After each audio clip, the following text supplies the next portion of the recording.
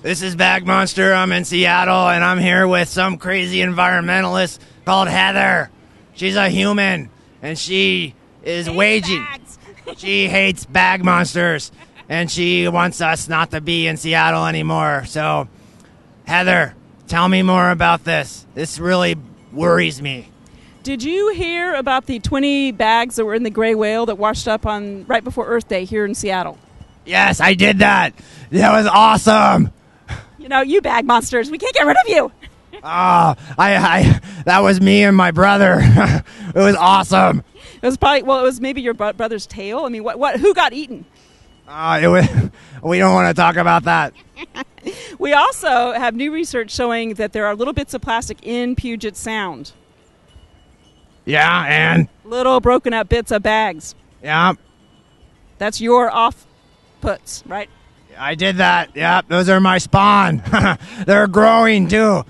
Yeah, I know. We have a lot. And the same researchers finding them in Baltimore Harbor as well. The same stuff. Little teeny bits of plastic bags shredded up. About 25% of the stuff floating was plastic bags. Well, don't they just degrade and go away? They don't. They last for at least 500 years or more. We don't even know how long you last. A long time. I last a long time. That's why I'm a bag monster. So why is this a big deal? Why do you want to get rid of all the plastic? Well, we don't want the fish eating those little bits of plastic, and we're worried about the toxics in Puget Sound already. We already have Superfund sites and cleanup areas, and we don't need more coming through the plastic. Well, what's that do to the fish? We are not sure, but what we think might happen is it gets into the fish tissue. So it's a way of getting more toxic pollution into the fish because the toxics absorb. Okay, well, you might have a point. You might have a point. Okay, but I'm not convinced. I'm going to be in Seattle for 1,000 years.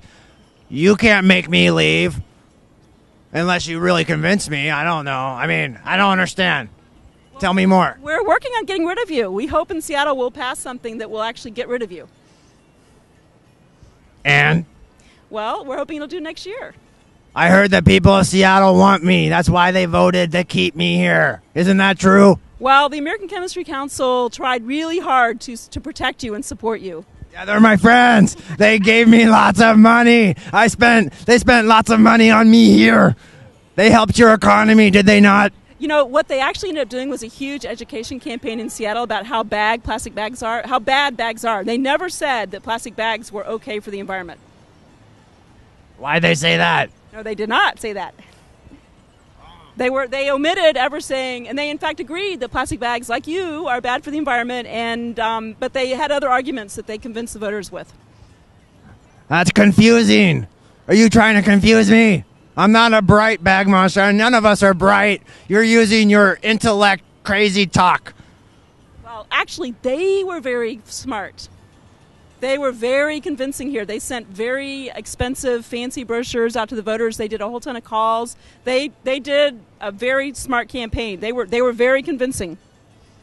What was the main thing that they said that convinced people? What was like the most convincing point? I think the most convincing point was the issue about low income. And so folks were concerned that people who are lower income might have more of a challenge if they didn't have a lot of plastic bags available.